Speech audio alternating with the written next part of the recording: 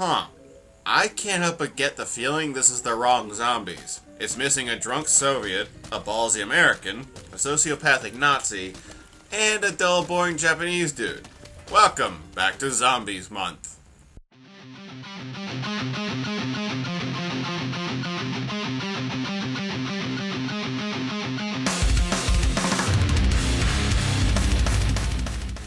Hello, I'm Raging Amish, and it is finally time for me to get to the secondaries in Zombies. I made the decision a long time ago that I would review all of the secondary weapons in one go.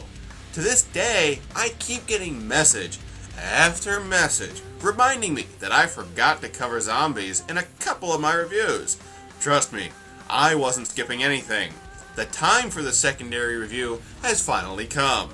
I don't want to dance around it any more than we have to. Let's jump back into Zombies Month. Welcome back to the carnage.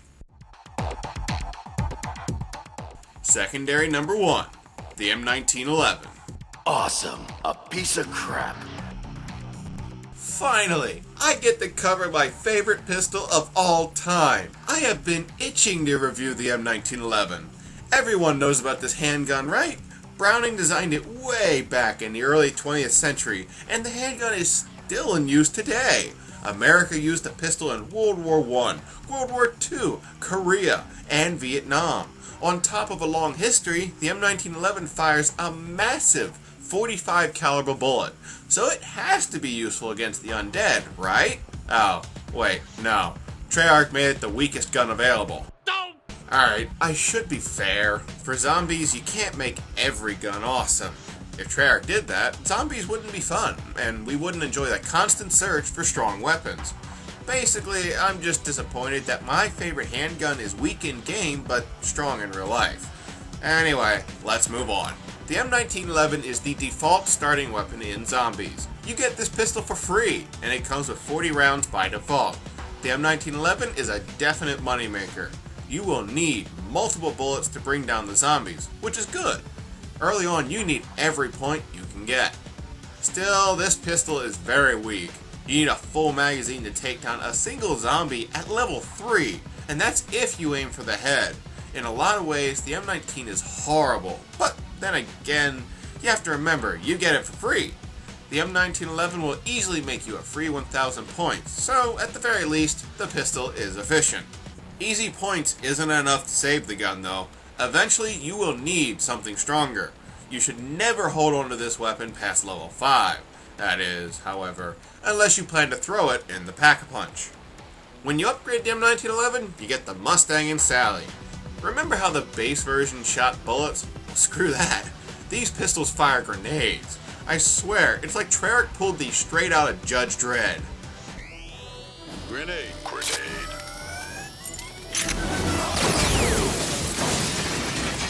I get why people like the Mustang and Sally.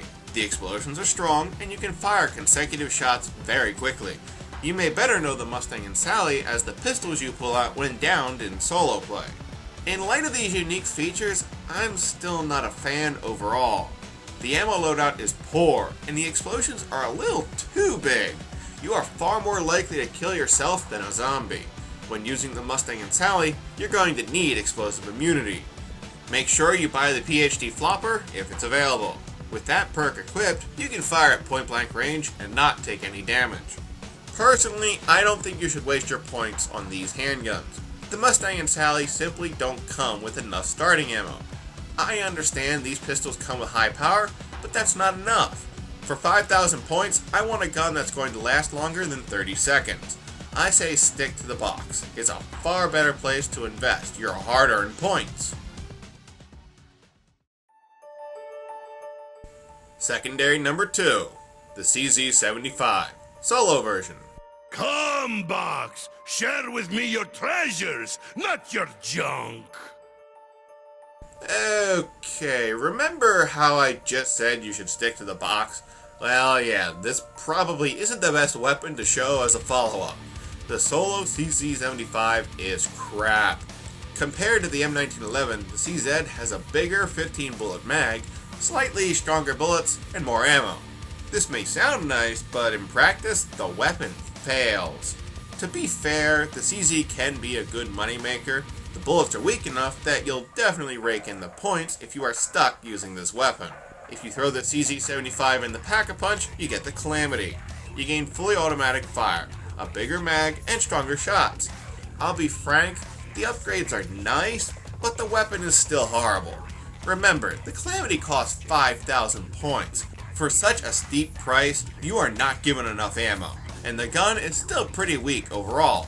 This pistol is a horrible investment. Don't buy it.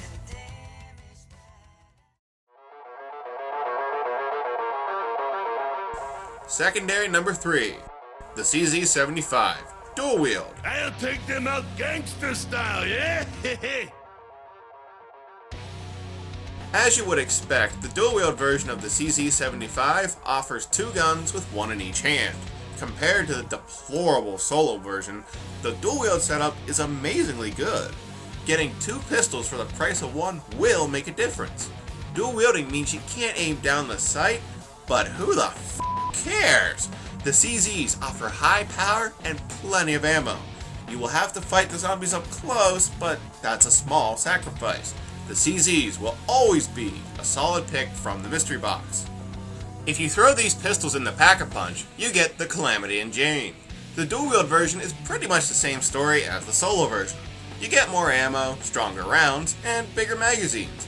That sounds great, but trust me, everything is not as it seems. It's a trap! At a glance, you would think having 2 upgraded CZs is great, but in practice, that's not the case. The Calamity and Jane have monstrous kick even for a hip-fired weapon. You're far more likely to miss than you are to actually hit your target. These handguns are a waste of 5,000 points. I advise spending your currency elsewhere. Secondary number 4, the Python. Ugh, I have more luck when I'm drunker. Some of you may think I'm crazy for saying this, but I love the Python. All of the characters seem to hate this pistol when it pops up, and I've never quite understood why. The Python is an absolute powerhouse. You can get a one-hit kill up to level 9, and if you aim for the head, you can pull off a one-hit kill up to level 13. This pistol is basically a mini shotgun. Granted, you do have to reload individual rounds, but on the flip side, you can pull off 6 consecutive one-hit kills. Imagine what it would be like if you didn't have to pump the stake out. That's almost exactly how the Python plays. Will you make a lot of money with this handgun? Not really. The Python is designed to be a solid go-to when you need to clear space in front of you. You won't make a lot of points, but you've got to remember, few weapons are this powerful. If you put the Python in the Pack-a-Punch, you get the Cobra. No, that's a snake. That's a hot car. That's a terrorist. There you go. 500 brownie points to anyone who actually got the G.I. Joe reference. Anywho, the Cobra is flat out awesome. Oddly, your shots don't get any stronger up close, but the Cobra does come with a speed reloader and double the capacity. You can switch to this weapon very quickly and use it to get yourself out of a pinch. The Cobra is a simple weapon. Use it to plow the road.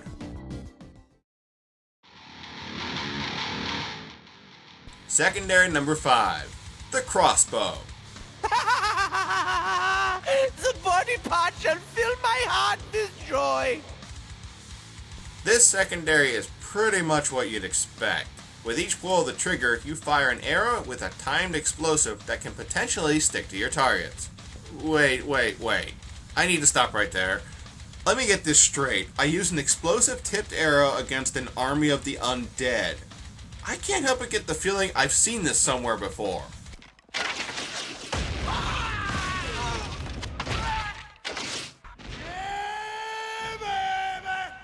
Don't let the awesomeness of that movie deceive you. In-game, the base version of the crossbow is beyond laughable. I barely think it's worth mentioning. The shots are weak, the reloads are slow, and the ammo loadout is horrible. I would use an M1911 before I'd ever take the crossbow out of the box. If you are going to use this secondary, do not aim directly at your targets. Shoot at the ground where you think the undead will go. If you stick a zombie, well, that's tough shit. The zombie you just hit was already running at you. Now you have a zombie running at you full bore with a bomb that's about to go off. If the explosion doesn't kill you, another stray zombie will. So, why are we still talking about the crossbow? Because the Pack-a-Punch version is quite possibly the best secondary out there. Well, hello, Mr. Fancy Pants. I'm sorry. I know I've used that clip before, but it never gets old. Back to the review. For the cost of 5,000 points, the crossbow becomes the Awful Lawton. You'll still have relatively weak explosions, but you have gained a very key ability. The zombies will now go wherever you shoot your arrow. The explosion takes 4 seconds to detonate, which means you have a small window where the zombies won't be interested in you or your teammates. The Awful Lawton compares best to the monkeys or the Gersh devices. All three of these weapons physically attract the zombies to something that isn't a player.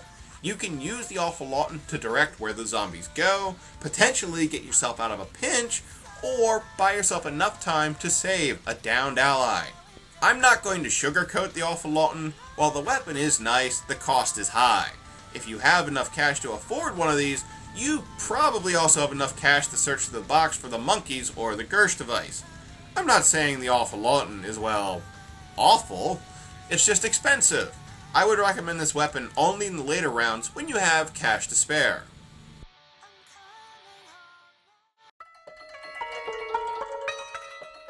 Secondary number 6, the Ballistic Knife.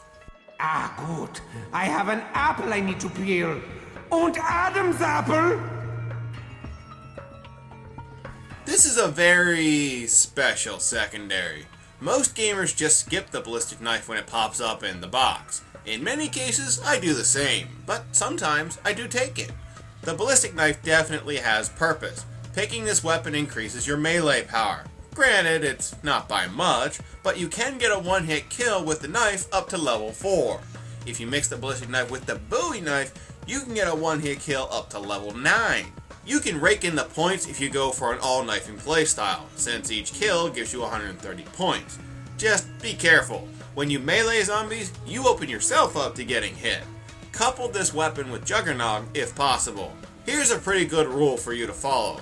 Once the knife becomes a 2-hit kill, you're better off moving on to something else. When you have to hit the zombies twice, meleeing becomes extremely dangerous. I would not advise holding on to the Ballistic Knife past level 9, unless of course you plan on using the Pack-a-Punch. When you Pack-a-Punch the Ballistic Knife, you get the Cross Defibrillator.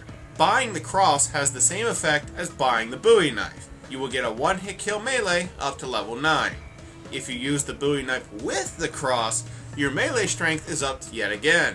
You can get a one-hit kill with your knife attack up to level 13. The Cross can be a huge money source when coupled with the Bowie Knife. But be warned, if you're using this weapon past level 20, fate will not be on your side. You also have another ability when Pack-a-Punched. You can shoot a downed ally with your knife and it will revive him. The ability sounds great, but I won't oversell it. If you want to be a team player, Treyarch has offered far safer methods for saving your allies. The Gersh device, the Awful Lawton, the Monkey, and even the Thunder Gun offer more effective methods for saving your friends. The Cross is definitely a useful weapon, but only to a certain point. If you're going to buy this, do so in the early rounds. Once you get past level 13, the Cross has a very limited purpose.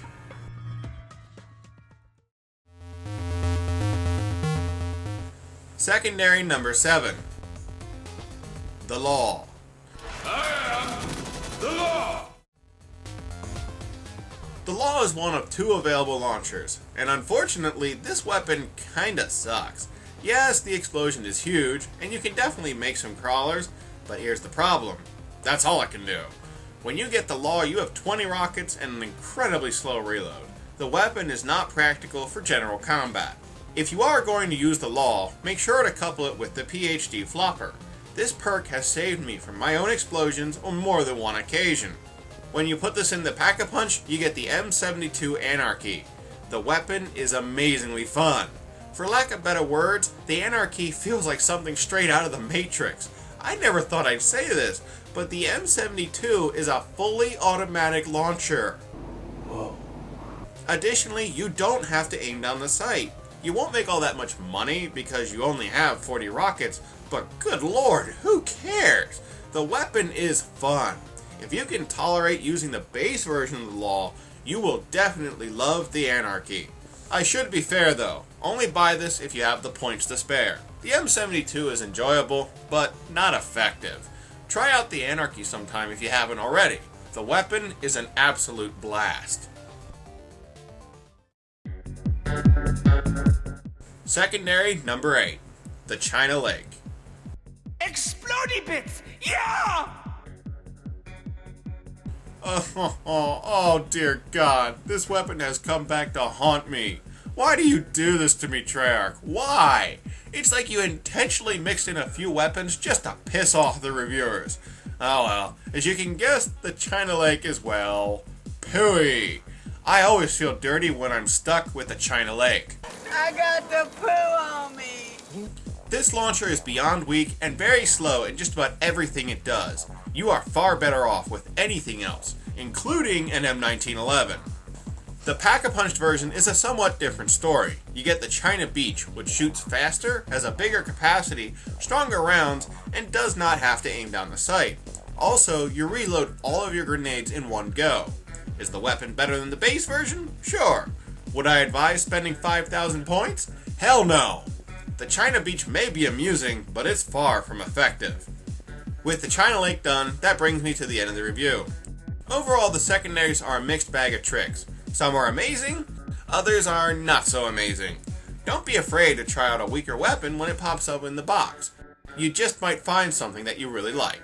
This has been Raging Amish. Thanks for watching. I hope you enjoyed, and I hope you'll join me next time, where I'll be continuing Zombies Month with the World War II weapons. Until then, bleh.